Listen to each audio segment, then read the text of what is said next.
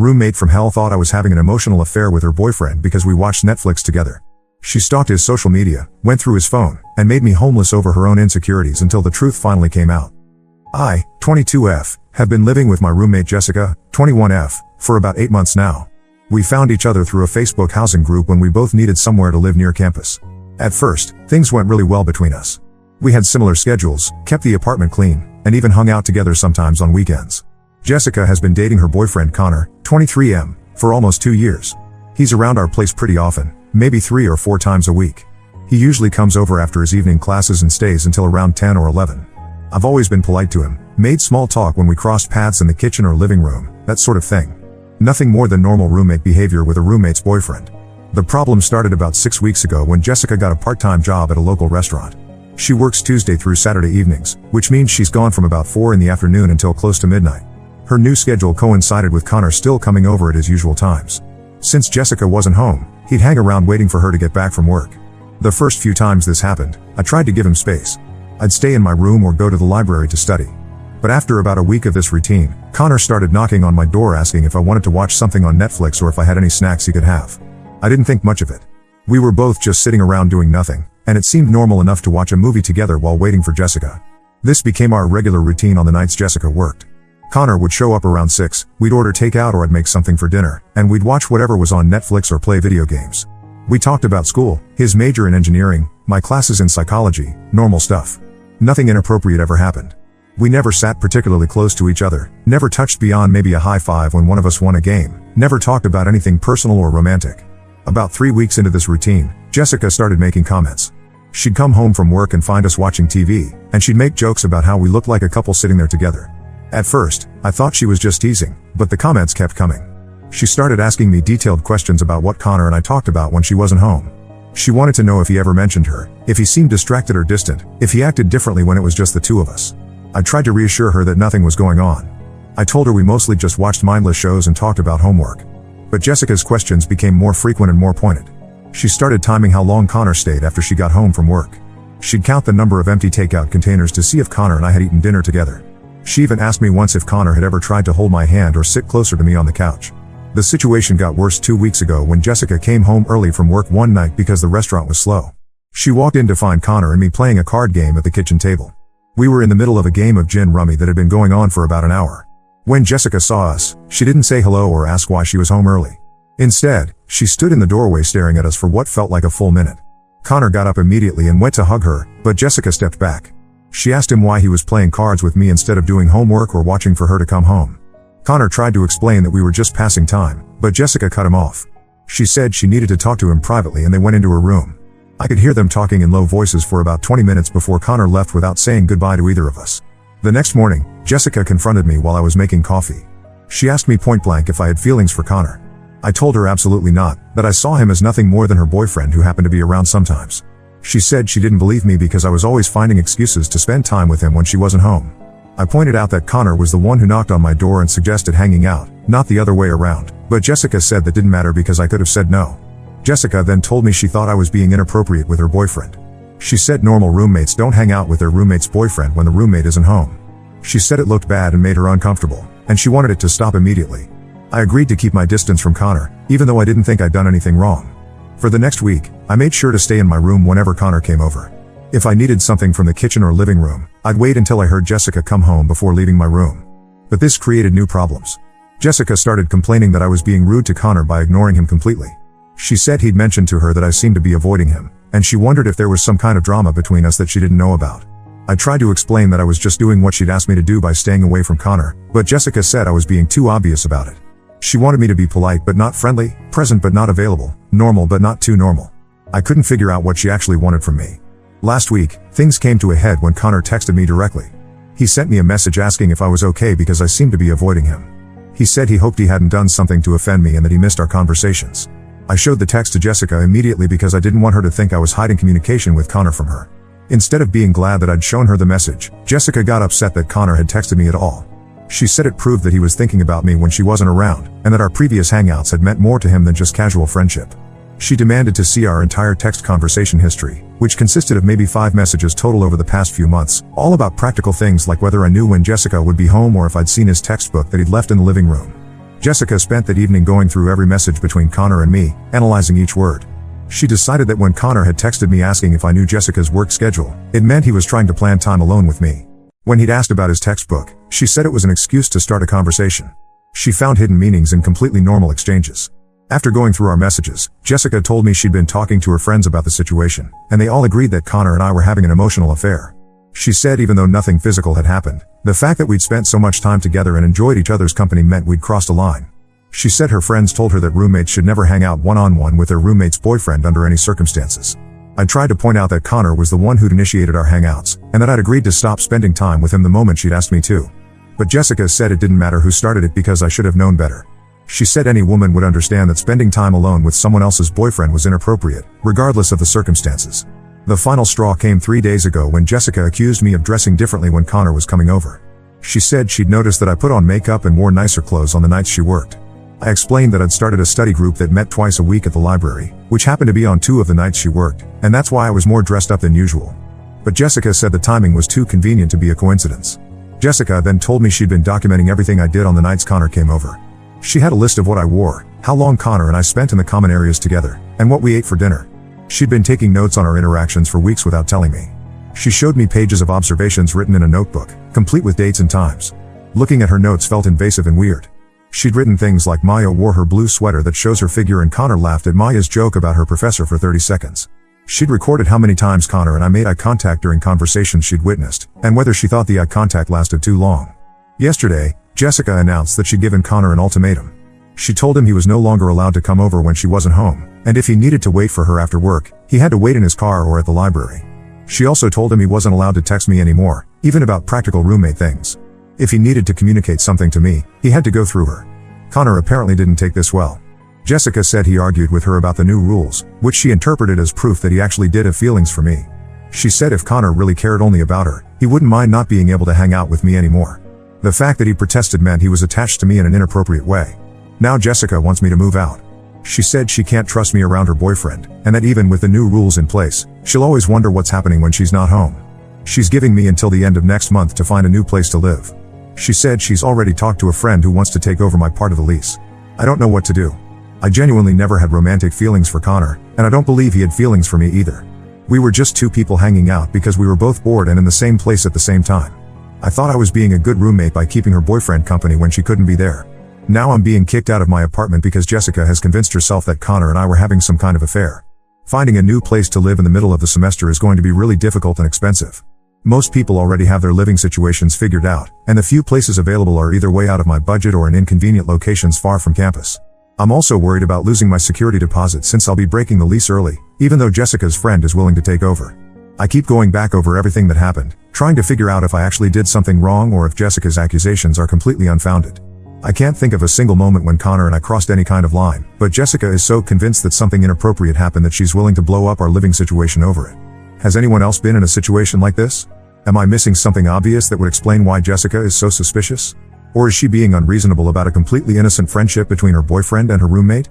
Update 1: I wanted to update everyone on what happened after my original post. A lot of you told me that Jessica was being unreasonable and that I hadn't done anything wrong. Some people suggested that Jessica might be insecure about her relationship with Connor for other reasons. Unfortunately, things got much worse before I figured out what was really going on. After I posted originally, I decided to try talking to Jessica one more time before looking for a new apartment. I asked her if we could sit down and work through the situation because I didn't want to move out over what I still believed was a misunderstanding. Jessica agreed to talk, but she brought up the notebook again and started reading from her observations about Connor and me. She'd written down things that I didn't even remember doing. According to her notes, I'd allegedly complimented Connor's shirt on 3 separate occasions, laughed at his jokes 47 times in one evening, and asked him personal questions about his family and childhood. When I told her I didn't remember most of these interactions the way she described them, she said that proved I was being flirtatious without even realizing it. Jessica also revealed that she'd been asking Connor detailed questions about our time together when she wasn't home. She'd quiz him about what we talked about, what we watched on TV, and how I acted around him. According to Jessica, Connor's answers kept changing, which made her more suspicious that something inappropriate was happening between us. I pointed out that Connor's answers probably changed because he wasn't paying close attention to our casual hangouts, not because he was hiding something. If someone asked me to recall exactly what I'd talked about with someone 3 days ago, I probably couldn't give the same answer twice either. But Jessica interpreted his inconsistent responses as evidence that he was lying to cover up his feelings for me. During our conversation, Jessica admitted that she'd also been going through Connor's phone when he left it unattended. She'd read through our text messages multiple times, looking for hidden meanings or deleted conversations. She'd also checked his social media to see if he'd liked or commented on any of my posts. When she found that he'd liked a few of my Instagram photos over the past several months, she said it confirmed that he was paying too much attention to me online. I tried to explain that liking someone's social media posts was normal behavior that didn't indicate romantic interest, especially when that person was his girlfriend's roommate who he saw regularly. But Jessica said she'd asked her friends, and they all agreed that boyfriends shouldn't be liking other women's photos, even if those women were friends or acquaintances. The conversation ended with Jessica saying she still wanted me to move out, but she was willing to give me an extra 2 weeks to find a place since I'd been cooperative about discussing the situation. She also said she appreciated that I'd been staying in my room when Connor came over, even though she still didn't trust me around him. Over the next week, I started looking at apartments and reaching out to people who might need a roommate. The process was just as difficult as I'd expected. Most places were either too expensive for my budget or required a longer lease than I wanted to commit to mid-semester. I found a few possibilities, but they all had significant drawbacks like being far from campus or having roommates who seemed problematic in different ways. During this week, Connor started texting me again despite Jessica's rule about not communicating with me directly. His messages weren't flirtatious or inappropriate. He mostly asked if I was really moving out and said he was sorry that Jessica's concerns about our friendship had gotten so out of hand. He said he'd tried to convince Jessica that nothing romantic had ever happened between us but that she wouldn't believe him. I didn't respond to most of Connor's texts because I didn't want to give Jessica more ammunition against me. But when he sent me a message saying he felt bad that I was having to move because of a situation he'd helped create, I replied briefly to tell him it wasn't his fault and that I understood Jessica's perspective even if I disagreed with it. 2 weeks after our conversation, Jessica announced that she'd changed her mind about giving me extra time to move out. She said Connor had confessed to her that he'd been texting me again, and she interpreted this as proof that he couldn't stay away from me even when she'd explicitly asked him not to contact me. She wanted me out by the original deadline she'd given me. I asked Jessica if she'd told Connor not to text me or if she'd just told me that he wasn't supposed to text me. It turned out that Jessica had never actually told Connor about the no contact rule. She'd told me that Connor wasn't allowed to text me anymore, but she'd never communicated this boundary to Connor himself. When I pointed this out, Jessica said it didn't matter because Connor should have known that texting me was inappropriate. At this point, I was getting really frustrated with Jessica's constantly changing rules and expectations. I told her that if she wanted Connor to stop texting me, she needed to tell him directly instead of expecting me to enforce boundaries that he didn't know existed. Jessica got upset and said I was being difficult and trying to find loopholes in her reasonable requests. The situation escalated 2 days later when Jessica accused me of deliberately sabotaging her relationship with Connor. She said that ever since she'd asked me to keep my distance from him, Connor had been acting different toward her.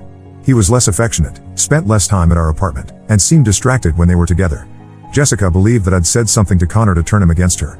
I told Jessica that I'd barely spoken to Connor in weeks and certainly hadn't said anything negative about her or their relationship. But Jessica said Connor's changed behavior was too much of a coincidence to be unrelated to the conflict between her and me. She demanded to know what I'd said to Connor to make him pull away from her. This conversation revealed something I hadn't known before. According to Jessica, Connor had been questioning whether their relationship was healthy. He'd apparently told her that he thought she was being too controlling about his interactions with other people, including me. He'd also said that he didn't like how much time Jessica spent analyzing and documenting his behavior. Jessica interpreted Connor's concerns about their relationship as evidence that I'd been manipulating him against her. She said that before Connor and I started hanging out regularly, he'd never complained about her behavior or questioned their relationship dynamics. She believed that I'd planted seeds of doubt in Connor's mind about whether Jessica was a good girlfriend. I tried to point out that Connor might be having doubts about their relationship because of Jessica's recent behavior, not because of anything I'd said. The constant accusations, the phone checking, the documentation of his interactions with me, and the restrictions on his communication might naturally make someone question whether their partner trusted them. But Jessica said I was just trying to deflect blame for ruining her relationship. The final blow came when Jessica told me that Connor had broken up with her the night before. According to Jessica, Connor said he felt like Jessica didn't trust him and that her suspicions about his friendship with me had made him realize they had bigger problems in their relationship. He told her that even if I moved out and they never saw me again, he didn't think he could continue dating someone who would go through his phone and keep detailed notes about his interactions with other people. Jessica was convinced that Connor's decision to break up with her was entirely my fault. She said that if I'd never moved in with her, Connor never would have gotten to know me, and their relationship would still be fine. She said I destroyed her relationship by being too friendly with her boyfriend and then by making Connor think she was crazy for being concerned about our friendship. Now Jessica wants me out immediately. She doesn't want to wait for the end of the month anymore. She's giving me 1 week to find somewhere else to live, and she's threatening to have the landlord evict me if I don't leave voluntarily. She's also demanding that I pay an extra month's rent as compensation for the damage I've allegedly caused to her relationship. I don't have anywhere to go on such short notice, and I definitely don't have the money to pay Jessica extra rent on top of a security deposit for a new place. I've been staying at the library until late every night to avoid being in the apartment with Jessica, but I can't keep that up indefinitely. The worst part is that I'm starting to doubt myself. Jessica is so convinced that I'm responsible for her breakup with Connor that I'm wondering if I really did something wrong without realizing it. Maybe I was too friendly with Connor, or maybe I should have refused to hang out with him even when he asked. I keep replaying our interactions in my head, trying to figure out if there were moments when I crossed a line that I didn't see at the time. I reached out to a few friends for advice, but most of them don't know Connor or Jessica well enough to have an opinion about what happened. The friends who have met Connor said they never got the impression that he had feelings for me, but they also said they can understand why Jessica might have been uncomfortable with Connor and me spending so much time together without her. I'm not sure what to do next. I need to find a place to live immediately, but I also feel like there's more to this story that I'm not understanding. Jessica's reaction seems extreme even for someone who was genuinely concerned about her boyfriend's friendship with another woman. But I can't figure out what I might be missing. Update 2: I need to share what I discovered after my last update because it completely changed my understanding of everything that happened with Jessica and Connor. The truth was much more complicated than I originally thought, and I found out that I was only seeing a small part of what was really going on. After Jessica gave me 1 week to move out, I ended up crashing with a friend from my psychology program while I frantically looked for a permanent place to live. My friend Sarah had a studio apartment, so I was sleeping on her couch, but she was willing to let me stay there temporarily since I was obviously in a difficult situation. While I was staying with Sarah, she mentioned that she'd actually met Connor before at a party earlier in the semester. She said he'd seemed nice enough, but she remembered thinking it was weird that he'd spent most of the party complaining about his girlfriend. According to Sarah, Connor had told several people at the party that Jessica was possessive and paranoid, and that she constantly accused him of flirting with other women. This was the first time I'd heard that Connor and Jessica had been having problems before I ever started hanging out with him. Jessica had always made it seem like their relationship was perfect until Connor and I began spending time together. But according to Sarah, Connor had been unhappy with Jessica's behavior for months. Sarah's information made me realize that I might have been a convenient scapegoat for problems that already existed in Connor and Jessica's relationship. Maybe Jessica's suspicions about Connor and me weren't really about our friendship at all, but about her own insecurities that had been building up over time. I decided to reach out to Connor to get his perspective on what had happened. I knew Jessica wouldn't like me contacting him, but since she'd already kicked me out and they'd broken up, I figured it didn't matter anymore. I sent Connor a text asking if he'd be willing to meet for coffee so we could talk about the situation. Connor agreed to meet me, and when we sat down together, he immediately apologized for the role he'd played in my having to move out. He said he felt terrible that Jessica's suspicions about our friendship had resulted in me losing my housing situation. But then he told me things about his relationship with Jessica that I'd never known. According to Connor, Jessica had been accusing him of flirting with other women since almost the beginning of their relationship. Before me, she'd been suspicious of his female classmates, his co-workers at his part-time job, and even his female professors. She'd gone through his phone multiple times over the past year, not just recently like I'd thought. She'd also made him stop talking to several female friends because she thought they were interested in him romantically. Connor said that when he started hanging out with me while waiting for Jessica to get home from work, he was honestly just grateful to have a normal conversation with a woman without it turning into a big drama with Jessica. He said he'd initially planned to tell Jessica about our hangouts, but when she started making comments about us looking like a couple, he realized she was already suspicious and decided it was easier to just not bring it up. The part that really surprised me was when Connor told me that Jessica had been checking up on him in ways I'd never known about. She'd created fake social media accounts to follow his female friends and see if he was interacting with them online. She'd also started showing up at his workplace unexpectedly to see if he was talking to female customers or coworkers. Connor said Jessica's behavior had been escalating for months, but he'd been trying to manage it by avoiding situations that might trigger her jealousy. Connor also revealed that the notebook Jessica kept about my interactions with him wasn't the first time she'd documented his behavior. She'd previously kept similar notes about his interactions with other women, including detailed descriptions of conversations she'd overheard and observations about body language and eye contact. Connor said he'd found these notebooks by accident a few months earlier, but when he'd confronted Jessica about them, she'd convinced him that keeping track of his interactions with other women was a normal thing for girlfriends to do. The most disturbing thing Connor told me was that Jessica had been lying to him about conversations she'd had with me. Jessica had told Connor that I'd made several comments about thinking he was attractive and that I'd asked her personal questions about their relationship and their physical intimacy. According to Jessica, I'd also supposedly told her that I thought Connor and I had more in common than he and Jessica did. I never said any of those things to Jessica. In fact, I'd barely talked to Jessica about Connor at all except when she'd directly asked me questions about our hangouts. I'd certainly never made comments about finding him attractive or compared him to Jessica in any way. But Connor had been hearing for weeks that I'd been making inappropriate comments about him behind his back. Connor said that Jessica's claims about what I'd allegedly said had made him uncomfortable about our friendship, but he'd also been confused because my behavior toward him never matched what Jessica was telling him I'd said about him. He said he'd started to wonder if Jessica was exaggerating or misinterpreting innocent comments I'd made, but he hadn't wanted to accuse her of lying without proof. The final piece of the puzzle came when Connor showed me some text messages he'd received from Jessica after their breakup. In these messages, Jessica admitted that she'd been making up some of the things she'd told Connor about me. She said she'd been so worried about losing him to another woman that she'd felt justified in exaggerating the threat I posed to their relationship.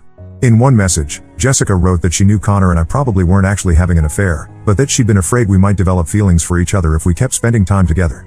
She said she'd decided it was better to end our friendship before anything real happened between us, even if it meant stretching the truth about what she'd observed. Jessica also admitted in her text to Connor that she'd been dealing with anxiety about their relationship for months, but instead of talking to Connor about her insecurities, she decided to try to control his interactions with other women. She said she'd thought that if she could just eliminate the sources of her anxiety, their relationship would improve. Reading Jessica's messages made me realize that I'd been completely manipulated.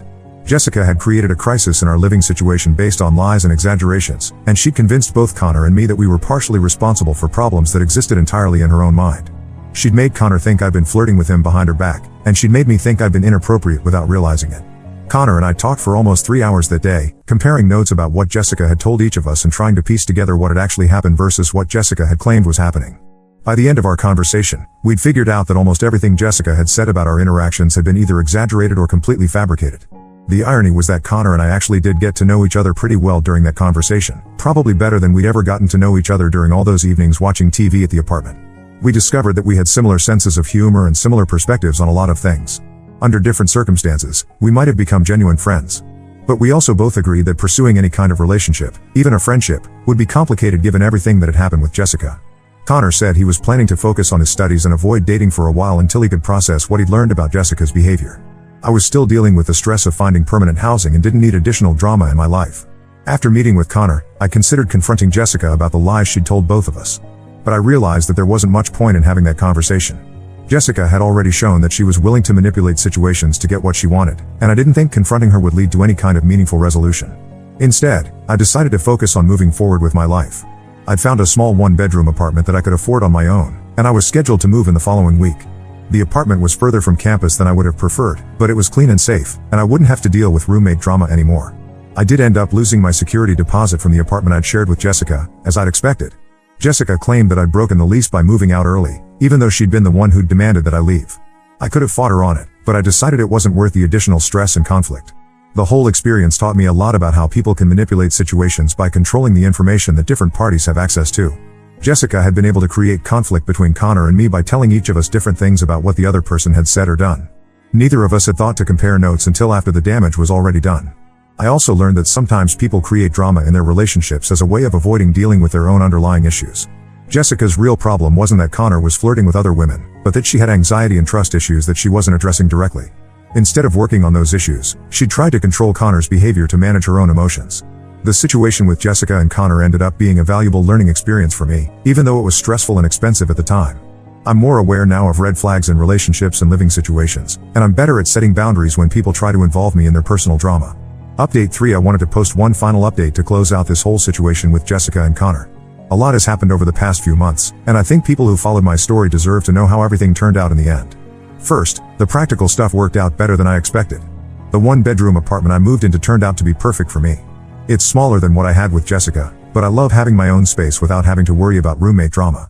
The commute to campus is longer, but I actually enjoy the walk most days, and it gives me time to listen to podcasts or just think. I never got my security deposit back from Jessica, despite sending her several polite messages asking about it. She kept saying she was waiting for the landlord to assess any damages to the apartment, but I'm pretty sure she just kept the money. I decided it wasn't worth pursuing legally since it would have cost more in time and stress than the actual amount of money involved. About 6 weeks after I moved out, I ran into Jessica at the grocery store near campus. She acted like nothing had ever happened between us and tried to make small talk about my new apartment and how my classes were going. When I gave her short, polite answers, she asked if I wanted to get coffee sometime to catch up properly. I told Jessica that I didn't think getting coffee was a good idea given everything that had happened between us. She seemed genuinely surprised by my response and said she hoped I wasn't still upset about the misunderstanding with Connor. She called it a misunderstanding, like the whole situation had been some kind of innocent mix-up rather than her deliberately lying and manipulating both Connor and me. I didn't see any point in rehashing the details of what had happened, so I just told Jessica that I preferred to keep our interactions minimal and polite if we ran into each other around campus. She looked hurt by this, but she accepted it without arguing. Connor and I stayed in touch occasionally over the following months, but we kept our communication pretty limited. We'd text each other maybe once every few weeks, usually about something school-related or to share a funny meme that reminded one of us of a conversation we'd had. We never hung out in person again after that coffee meeting where we'd compared notes about Jessica's behavior. I think both Connor and I understood that while we might have been friends under normal circumstances, our relationship would always be complicated by the history with Jessica. It wasn't worth the potential drama, especially since we were both trying to move forward from that whole situation. In March, Connor texted me to let me know that Jessica had been contacting him again. She'd been sending him messages apologizing for her behavior during their relationship and asking if they could meet to talk about getting back together. Connor said he'd been ignoring most of her messages, but Jessica had started showing up at places where she knew he'd be, like the library and the campus coffee shop where he liked to study. Connor asked if Jessica had been contacting me too, but she hadn't. I told Connor that he should probably be direct with Jessica about not wanting to reconcile rather than just ignoring her messages, since ignoring someone can sometimes make them more persistent. Connor said he'd already told Jessica several times that he wasn't interested in getting back together, but she kept insisting that they could work through their problems if he'd just give her another chance. A few weeks later, Connor updated me that Jessica's attempts to contact him had escalated. She'd started following him around campus and showing up at his apartment building. She'd also been asking mutual friends for information about his schedule and whether he was dating anyone new. Connor said he was considering talking to campus security about Jessica's behavior because it was starting to interfere with his daily routine. I suggested that Connor document Jessica's attempts to contact him in case he needed to file a formal complaint. I also recommended that he tell Jessica's friends what was happening, since they might be unknowingly helping her by providing information about his whereabouts. Around this same time, I heard through mutual acquaintances that Jessica had been telling people her own version of what had happened between the three of us. According to Jessica's version, Connor and I had been having an emotional affair that eventually turned physical, and she'd been the victim of our deception. She was apparently telling people that she tried to be understanding about Connor's friendship with me, but that we'd taken advantage of her trust. Jessica's version of events was completely false, but I realized that there wasn't much I could do to correct the record without getting drawn back into drama that I'd been trying to avoid. I decided to focus on my own life and let people think whatever they wanted to think about a situation they hadn't actually witnessed. The rumors Jessica was spreading didn't affect me much since most of my close friends knew the real story, and I didn't care what acquaintances or strangers thought about my personal life. But I did feel bad that Connor was dealing with people questioning his character based on Jessica's lies. In April, the situation with Jessica came to a head when she tried to force a confrontation with Connor outside his apartment building. According to Connor, Jessica had been waiting by his car when he came home from class, and she demanded that he explain why he was refusing to work on their relationship. When Connor tried to walk away from the conversation, Jessica had grabbed his arm and refused to let him leave. Connor ended up calling campus security, and Jessica was given a formal warning about harassment. The security officer apparently told Jessica that any further attempts to contact Connor without his consent would result in more serious consequences. Connor said that Jessica had seemed shocked that he'd involved campus authorities, like she genuinely hadn't realized that her behavior had crossed a line. Since the incident with campus security, Jessica hasn't contacted Connor or shown up anywhere he's likely to be. Connor thinks she finally understood that he was serious about not wanting to reconcile and that continuing to pursue him would only get her in more trouble. I haven't had any direct contact with Jessica since our brief encounter at the grocery store, but I heard from a mutual friend that Jessica ended up moving back home with her parents for the rest of the semester. Apparently, she'd been struggling academically and emotionally, and her parents thought it would be better for her to take some time away from campus. Looking back on the whole situation, I'm glad that everything worked out the way it did, even though it was stressful and expensive at the time. Living alone has been really good for me, and I've learned a lot about setting boundaries and recognizing manipulative behavior before it gets out of hand. The experience with Jessica taught me to trust my instincts when something doesn't feel right in a relationship or living situation. I've been questioning myself and wondering if I'd done something wrong, but it turned out that my initial assessment was correct and Jessica's accusations were unfounded. I also learned the importance of direct communication rather than trying to manage other people's emotions or avoid conflict. If I ever find myself in a similar situation in the future, I'll be more likely to address problems head-on rather than trying to accommodate unreasonable demands. Connor seems to be doing well now that he's no longer dealing with Jessica's harassment. We still exchange occasional messages, but we've both moved on with our lives. He's been focusing on his engineering coursework and has started dating someone new, according to mutual friends. As for Jessica, I hope she's getting the help she needs to address whatever underlying issues led to her behavior during our time as roommates. Her actions caused real harm to multiple people, but I also recognize that she was probably struggling with anxiety and insecurity that she didn't know how to handle in a healthy way. I don't have any desire to reconnect with Jessica or to try to repair our friendship. Too much happened for us to go back to being normal roommates or friends. But I also don't hold any grudges against her. The whole situation is just part of my past now, and I'm focused on moving forward. For anyone who might find themselves in a similar situation, my advice would be to document everything, talk to trusted friends about what's happening, and don't let someone else's insecurities dictate your behavior if you know you haven't done anything wrong. It's also important to recognize when a living situation or relationship has become unhealthy and to prioritize your own well-being over trying to fix someone else's problems. The past few months have been much more peaceful than the drama-filled period when I was living with Jessica. I'm doing well in my classes, I've made some new friends, and I'm enjoying having control over my own living space. Sometimes difficult situations end up leading to better outcomes than you could have imagined at the time. Now let's move to the next story. Story 2. I found a $3,000 jewelry receipt in my husband's coat. That's how I discovered he had been living a complete double life for 3 years with another woman. I, 32F, have been married to my husband Brock, 35M, for 8 years. We met at our mutual friends Mike and Sarah's wedding, where he was the best man and I was one of the bridesmaids. I remember that day clearly. I was helping Sarah with her dress when Brock walked in looking for Mike. He apologized for interrupting, but ended up staying to chat with us for almost an hour. He was charming, successful, and seemed like the perfect gentleman. There was something about his confident yet kind demeanor that drew me in immediately. After the wedding, we started running into each other more frequently at our friends' gatherings. Brock always made an effort to talk to me, and soon we began dating. He worked as a regional sales manager for a large pharmaceutical company, a job he had held for 5 years before we met. His career was flourishing, and he took pride in his success. We dated for 2 years before getting married in a beautiful ceremony surrounded by our loved ones. The early years of our marriage were wonderful. We bought a lovely home in a nice neighborhood, and 2 years later, we were blessed with twin daughters, Emma and Sophie. Being a pediatrician myself, I took a 3-month maternity leave to care for them. Brock was incredibly supportive during this time, helping with night feeds and diaper changes whenever he was home. His job required frequent travel to different cities in our region. He would be gone 2 to 3 days every week, sometimes longer if there were important meetings or conferences. I never questioned his work schedule because the job paid well and helped us maintain a comfortable lifestyle. Plus, whenever he was home, he was an attentive father. He never missed the girls' dance recitals, school events, or doctor appointments. He would spend weekends playing with them in our backyard, teaching them to ride their bikes, or helping them with their homework. Brock was also thoughtful in our relationship. He remembered anniversaries, planned surprise date nights, and often brought home small gifts from his business trips. The only strain in our marriage was his frequent absence, but I understood it was part of his career. I had my own busy schedule at the pediatric clinic, and between our careers and raising the twins, life was hectic but satisfying.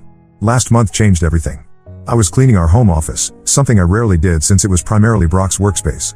While organizing his desk, I found a receipt from Cartier tucked into the pocket of his coat that was hanging on the chair. The receipt was for a diamond necklace worth $3,000, dated just 2 weeks before. I was confused because I hadn't received any jewelry from him recently, and our anniversary wasn't for another 6 months. When Brock came home that evening, I casually asked about the receipt. He seemed startled for a moment but quickly composed himself, saying it was an early birthday gift for his mother. The explanation made little sense. His mother's birthday was 6 months away, and in the 8 years I'd known her, she had never worn expensive jewelry. She was a practical woman who preferred simple accessories from local craft fairs. That night, I couldn't sleep. Something about his reaction bothered me. I kept thinking about small changes in his behavior over the past few months. He had been more protective of his phone, often taking calls in another room, and spending more time in his home office with the door locked. He claimed it was due to confidential work matters, and I had trusted him. While he was sleeping, I went to his office and opened his work laptop. I know accessing someone's private computer isn't right, but my instincts were screaming that something was wrong. His email was already logged in, and what I found made my world collapse. There were hundreds of emails between him and a woman named Kathy, going back 3 years. The emails contained intimate conversations, photos of them together, and detailed plans of their meetups. Kathy lived in Sacramento, one of the cities Brock frequently visited for work. They had been seeing each other during his supposed business trips. As I read through their correspondence, I felt physically sick. Brock had created an entire alternate life in Sacramento. He had rented a luxury apartment there under his name, where they would meet. He went by his middle name, James, and had told everyone, including Kathy, that he was a divorced father from Seattle with shared custody of twin daughters. This explained his weekly absences. He had used his actual work travel to establish a routine that wouldn't raise suspicions with either me or Kathy. The diamond necklace was a birthday gift for her. There were emails discussing how much she would love it. I found pictures of them celebrating Christmas together during a business conference, vacationing in Hawaii when he was supposedly at a sales training, and attending family events with her relatives. He had integrated himself into her life completely, meeting her friends, participating in her family gatherings, and planning a future together. The most devastating discovery came near the end of my search. Recent emails revealed that Kathy was 4 months pregnant with their first child. Brock had been ecstatically planning their future, looking at houses in Sacramento where they could finally live together permanently once his custody arrangement with his ex-wife, me, was sorted out. There were messages about nursery designs, baby names, and plans for their life as parents. I spent the entire night copying every email, photo, and document to my personal drive. I took screenshots of bank statements showing transfers to their joint account and saved copies of the apartment lease. By morning, I had compiled an extensive record of his deception. After Brock left for work, I found Kathy on social media and sent her a message. I introduced myself as Brock's wife and attached our marriage certificate, recent family photos, and pictures of our life together. I explained everything, that Brock wasn't divorced, that he lived with me and our daughters full time, and that their entire relationship was built on lies. Kathy called me within minutes, sobbing uncontrollably. She had no idea Brock was married. In her version of reality, she was building a life with a divorced father who was planning to move in with her once his custody arrangement was finalized. She shared more details about their relationship, weekend trips, family events, plans for their future. She even told me about a Bahamas vacation they had planned for next month, the same week Brock had told me he had an important sales conference in Chicago. That evening, after putting the girls to bed, I confronted Brock. I waited until he was in his office and calmly walked in with my laptop. At first, he tried to deny everything, claiming I was misinterpreting things. But when I showed him the evidence and mentioned my conversation with Kathy, he turned pale. He hadn't expected me to discover his secret life, let alone contact his pregnant girlfriend. He broke down, begging me to understand that he loved me and our daughters more than anything. He claimed he had gotten caught up in something he couldn't control, that Kathy meant nothing to him. When I asked about the pregnancy, he became hysterical, promising to end things with her immediately if I would just give him another chance. I told him to pack his bags and leave. I couldn't stand looking at him anymore, couldn't bear the thought of him sleeping under the same roof as our daughters. Before he left, I informed him that I had already sent all the evidence to both our families. His face crumbled as he realized the carefully constructed facade of his life was completely shattered. Now, 3 weeks later, I'm dealing with the aftermath. Brock's family is pressuring me to forgive him, saying that exposing his affair to everyone was cruel and unnecessary. They argue that I should think about our daughters and try to keep our family together. His mother even suggested that since Kathy is pregnant, we could work something out for the sake of all the children involved. But how can I forgive someone who lived a double life for years? Who was planning to abandon his family for his pregnant mistress? Who lied not just to me, but to everyone around him? Am I wrong for refusing to give him another chance? Update 1: The situation has become even more devastating than I initially thought. After my last post, Kathy reached out to me again. We've been in regular contact, sharing information and trying to make sense of Brock's deception. During one of our conversations, she revealed something that made my entire body go cold. Brock had been using our daughter's college fund to maintain his life with her. When the girls were born, we opened a dedicated savings account for their education. Every month, we both contributed a portion of our salaries to ensure they would have the best opportunities in the future. The account had accumulated nearly $120,000 over the past 6 years. Brock had been named the primary account holder since he claimed to have more experience with financial management. According to Kathy, Brock had withdrawn almost $50,000 from this account over the past year alone. He told me these withdrawals were for promising investment opportunities that would multiply our daughter's college fund. I trusted him completely, never questioning his financial decisions because he had always been good with money. Now I know he used that money to fund his secret life, paying rent for their luxury apartment, buying expensive gifts, and taking Kathy on lavish vacations. After learning this, I immediately went through all our accounts with a fine-tooth comb. What I discovered was horrifying. Brock had been systematically draining our savings for years. He had opened multiple credit cards in my name using forged documents, racking up thousands in debt. He had even taken out a personal loan of $30,000 using my social security number and forged signatures. I discovered that the Bahamas vacation he had planned with Kathy was booked using one of these fraudulent credit cards. The diamond necklace, their weekend getaways, even the furniture in their Sacramento apartment, all paid for with stolen money. Money that was meant for our daughter's future. I've filed a police report for financial fraud and identity theft. My lawyer is working to freeze all joint accounts and recover whatever funds we can. She's also building a case for criminal charges. The evidence is overwhelming. We have bank statements, forged documents, and even emails where Brock discussed using these funds with Kathy, but she believed the money was legitimately his. Yesterday, things got even worse when Brock's mother showed up unannounced at my house. I was already having a rough day, dealing with the girls' questions about their father's absence and trying to schedule appointments with financial advisors. The last thing I needed was her self-righteous intervention. Instead of apologizing for her son's actions or offering support to her granddaughters, she launched into a tirade about how I was to blame for the situation. She claimed that my demanding career as a pediatrician had pushed Brock away. According to her, because I worked long hours and sometimes had emergency calls, I hadn't given him the attention he deserved. She actually suggested that my neglect had forced him to seek comfort elsewhere. But the most outrageous part came when she brought up Kathy's pregnancy. She had the audacity to suggest that since I earned such a good salary, I should help Brock pay child support to Kathy. Her reasoning? If I hadn't been so focused on my career, Brock wouldn't have strayed, and therefore I was partially responsible for the situation.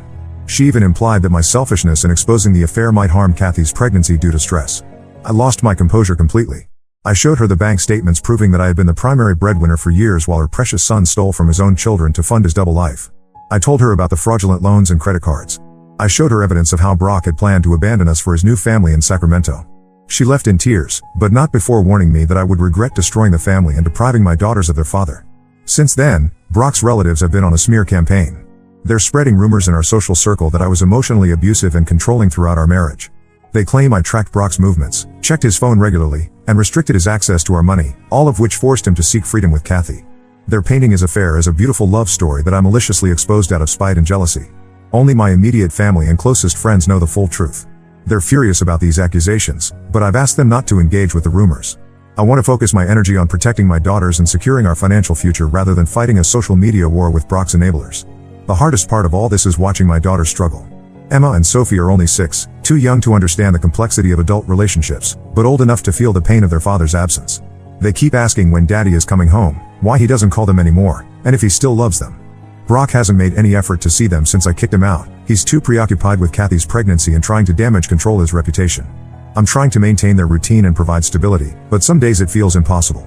Last night, Sophie cried herself to sleep clutching a photo of Brock, and Emma has started having nightmares. The child psychologist says this is normal behavior for their age, but it breaks my heart to see them suffering because of their father's selfishness.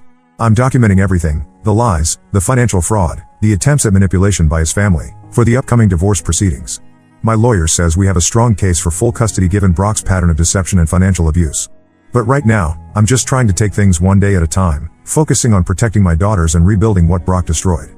Update 2. Just when I thought I had uncovered all of Brock's lies, more shocking information has come to light.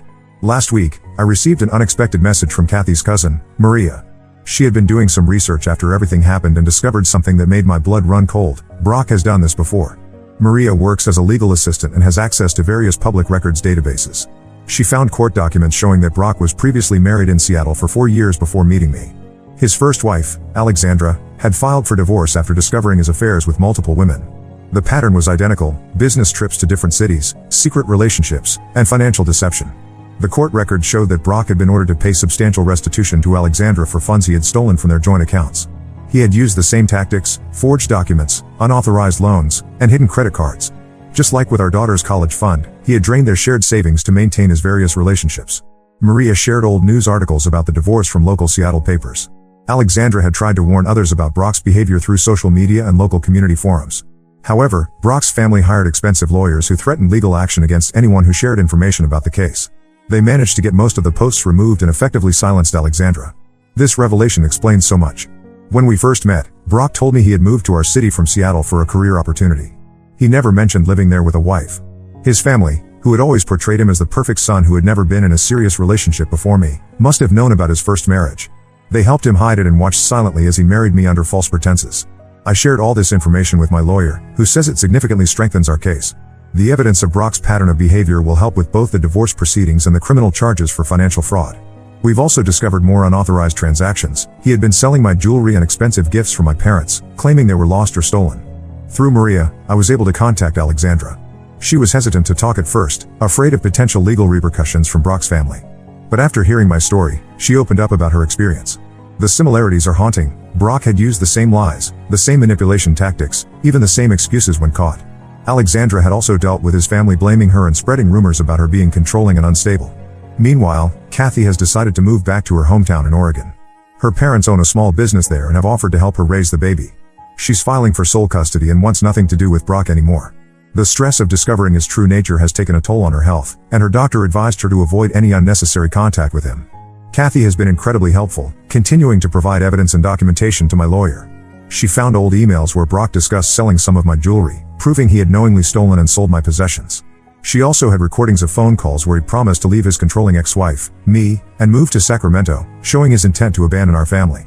The most significant development came when Brock's family finally stopped defending him. After I confronted his mother with proof of his first marriage and the court records showing his history of fraud, she broke down. She admitted that the family had known about Alexandra but convinced themselves that Brock had changed. They helped him hide his past because they believed he deserved a fresh start. His mother tried to apologize, claiming they never thought he would repeat the same patterns with me.